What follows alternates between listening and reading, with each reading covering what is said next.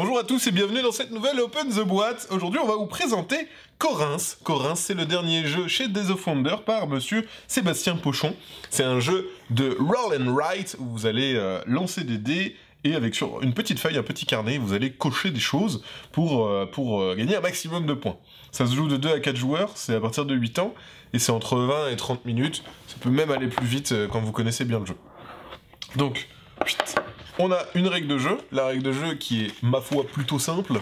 Voilà, c'est un petit feuillet qui vous explique tout le principe de la feuille de scoring. Voilà, donc très très simple. On retrouve dedans des magnifiques dés slivés. Des petits dés slivés. Donc il y a des dés blancs et il y a des dés jaunes. Parce qu'en fait, les dés jaunes sont des dés supplémentaires qu'on pourra récupérer pendant le jeu, qui sont des dés bonus. Donc voilà, des jolis dés... de toute beauté, avec des points carrés. Parce que oui, des points carrés, maintenant ça existe. Donc ça c'est les dés.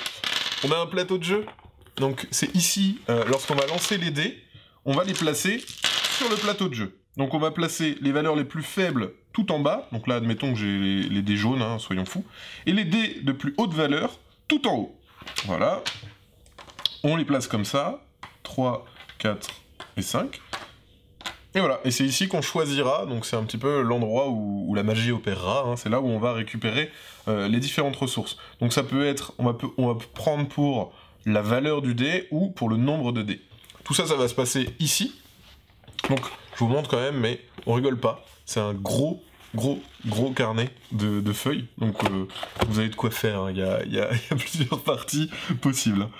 Et donc c'est un jeu où vous allez récupérer des dés, comme je vous le disais, soit pour récupérer les ressources, donc là par exemple je prendrai 2 dés, je coche 2 ressources de cette couleur, ou ici, 3 ressources de cette couleur, mais ça peut être aussi la valeur, parce qu'ici, vous avez un petit marché, et vous allez vous déplacer dans ce marché, d'autant de cases que de points sur les dés. Là, on s'en fout du nombre de dés, on va regarder juste la valeur.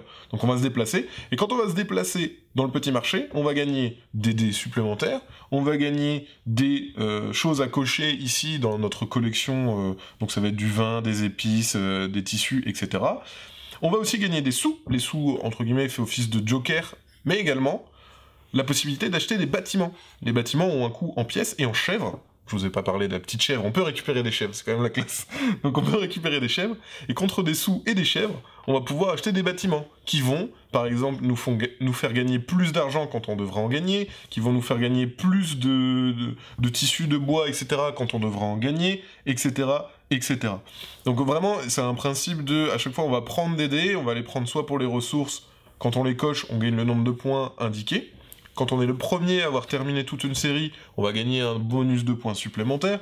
Donc il y a vraiment une espèce de course à qui va être le premier à tout compléter le vin ou tout compléter le tissu pour gagner des points supplémentaires. Et vous avez aussi un principe de bâtiment qui rajoute une dynamique avec des pouvoirs. Ça c'est pour les gens qui voient plus à long terme. Donc voilà, il y a plein de techniques pour gagner, plus ressources, plus sur le marché, plus avec les sous, etc.